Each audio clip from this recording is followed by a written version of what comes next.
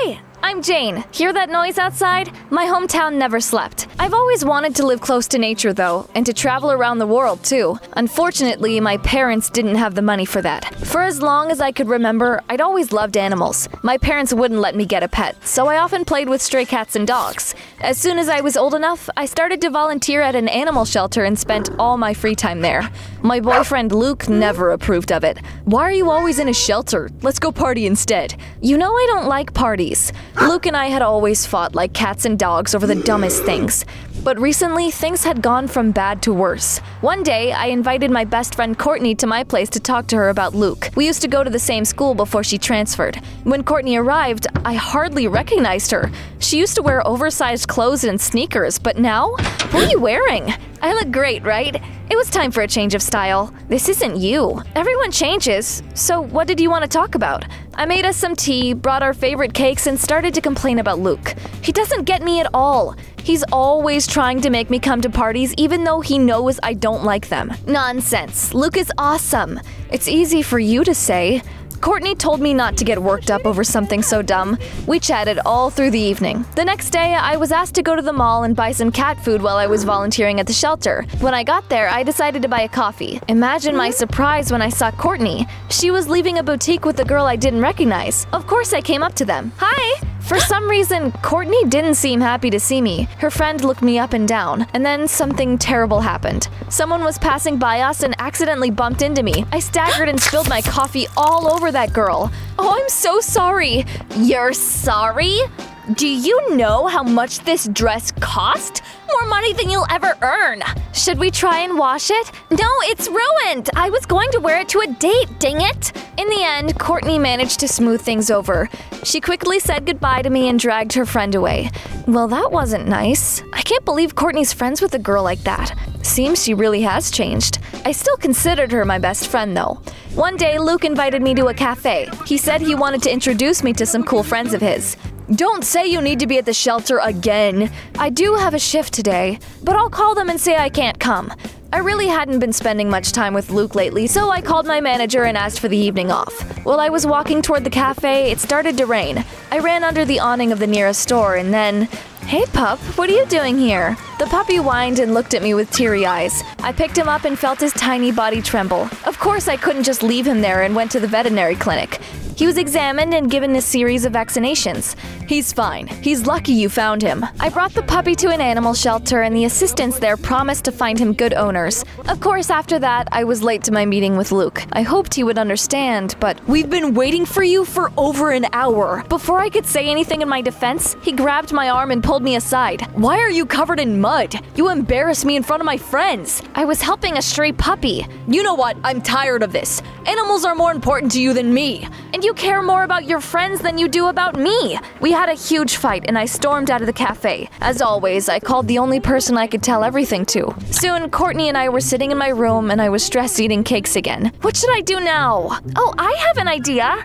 My cousin works at a hotel in Sri Lanka. Yesterday, she invited me to her place and even paid for my plane ticket. But I joined a dancing club recently and don't want to miss practice. You should go in my place. What the what? At first, I thought she was joking. It's too much. I can't accept such an expensive gift. You're my best friend. There's no need to be so polite. I know how much you want to travel. Eventually, Courtney convinced me to go. I was so touched, I pulled her into a tight hug. All that was left to do was get my parents' permission. They were shocked and asked me for the phone number of Courtney's cousin. She assured them that she would look after me and Mom and Dad let me go.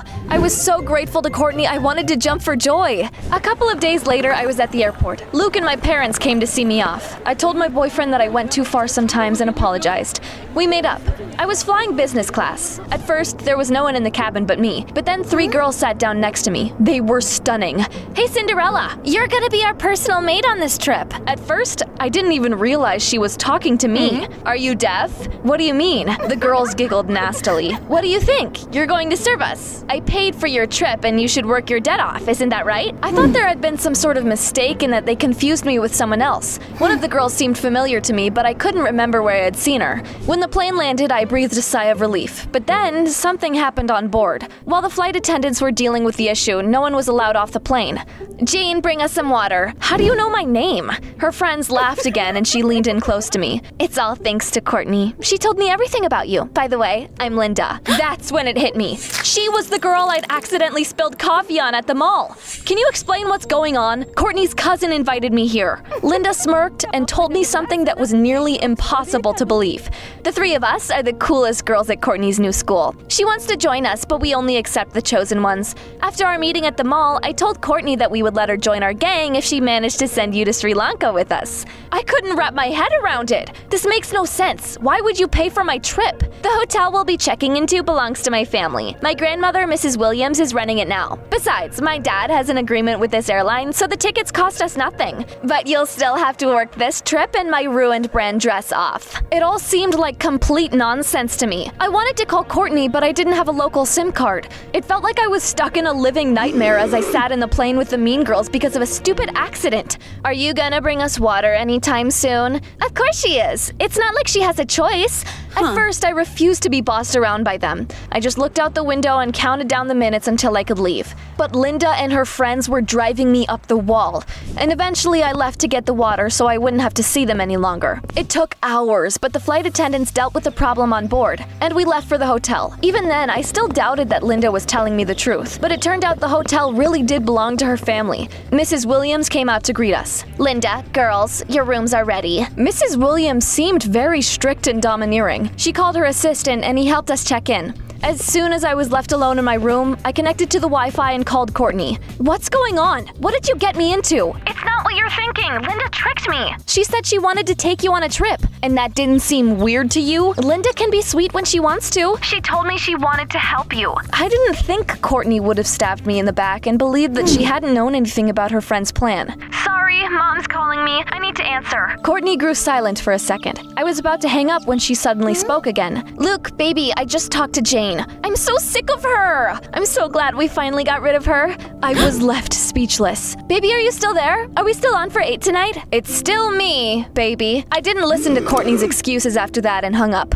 Both my boyfriend and my best friend betrayed me. I felt like the heroine of a soap opera and went to the beach to get my mind off things. I walked slowly along the sea and enjoyed the feeling of the breeze on my face. Being among nature calmed me down and made me feel less lonely. At that moment, I realized it wasn't the end of the world. I got a grip on myself and decided I wouldn't let Luke and Courtney get to me. I was on the island of my dreams, and there was a ton of interesting things I could do here. After a short walk on the beach, I came back to the hotel and ran into Miss Williams. Says you're going to be helping us at the hotel. My assistant will show you everything. At first, I wanted to protest, but then I changed my mind. I hadn't paid for the trip and didn't want to be anyone's charity, so it was time to get to work. Her assistant asked me to bring the dry cleaning to one of the guests. As I was walking from the dry cleaners to their room, Linda suddenly came up to me. I told you you'd be our maid. I decided to ignore her and was about to leave when Linda threw juice right at me.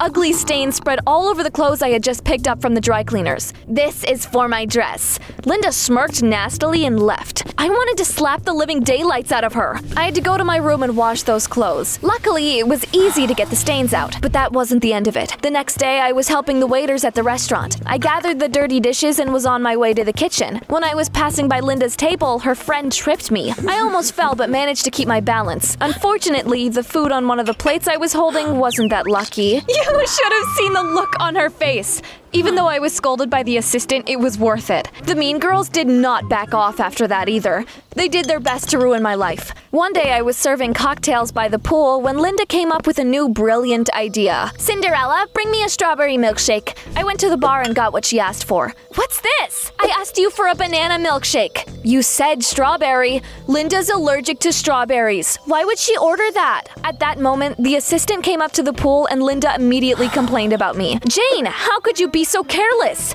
Linda and her friends burst out laughing, and I had to go get another milkshake. A couple of days after that, Mrs. Williams sent us on an excursion to an elephant reserve. The girls were dying of boredom, even as they looked at those majestic creatures. Ah, they stink! It's so dirty here. Why are we even here? Because it's what Grandma wants, and I have to listen to her. If she complains to my folks, I'm done for. While they grumbled, I couldn't stop staring at the elephants. I'd never seen them so close before. Then I noticed that one little elephant was limping. You poor thing!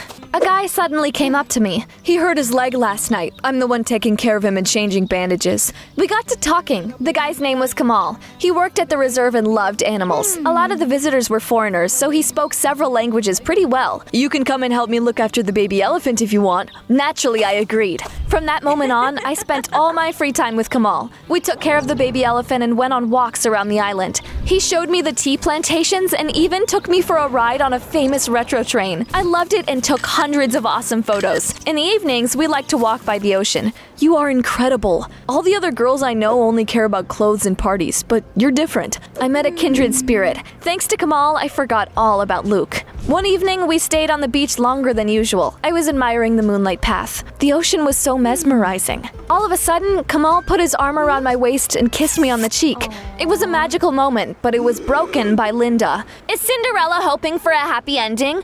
Don't forget that you're here to work at the hotel and do everything I say. It was terrible. She humiliated me in front of Kamal. I never asked you to pay for me, and I'm working for Mrs. Williams, not you.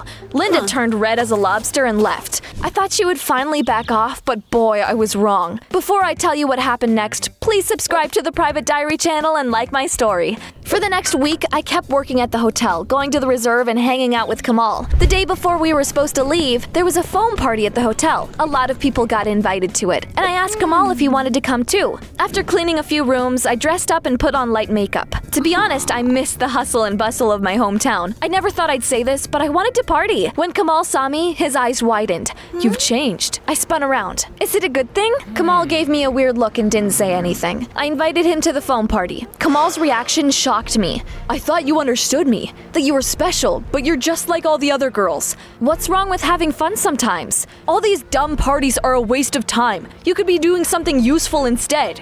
Hearing such words stung. I saw Kamal in a new light. He was trying to change me, just like Luke. I came to the party alone and furious. The DJ was playing cool music and I drank milkshakes and let loose on the dance floor. The mean girls were here too and they kept looking at me, whispering to each other and smiling. When the party was in full spring, the assistant came up to me and told me to follow him. All the staff were gathered in the hotel lobby. An expensive necklace went missing from one of the rooms this morning. Who cleaned room 115? I saw Jane coming out of it this morning. She's the thief.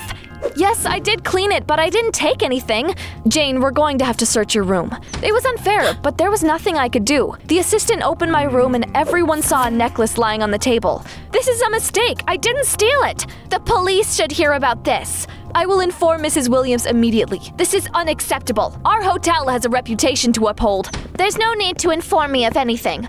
I'm already here. Jane, come with me. Linda stared after me with a smug grin. At that moment, I wanted to force a strawberry milkshake down her throat, but instead I followed Mrs. Williams. She led me to her office and told me to take a seat. The hotel manager stared at me for several long seconds. She looked very formidable as she sat there with pursed lips. I was preparing for the worst. No one knows about it, but we installed small cameras in the corridors so that I could watch our staff. Here, take a look. Mrs. Williams turned her laptop toward me and showed me the footage. Right after I left room 115, Linda walked into it. She stole the necklace and planted it in my room. This time she crossed the line. I've been watching you these past few days and now I know what my granddaughter is like. We even received a letter of gratitude from the elephant reserve. It was nothing. I love taking care of animals. You thought you were going to come to the party with that handsome young man tonight, Kamal, wasn't it? He didn't want to come. Everyone keeps trying to change me. I don't care for that. You're a smart girl, Jane, and you're doing everything right. Don't let anyone tell you what to do. I felt so much better after talking to Mrs. Williams. Linda was waiting for us in the corridor when we left her office. Grandma, I'm so sorry I brought a thief to your hotel. Are you going to call the police now?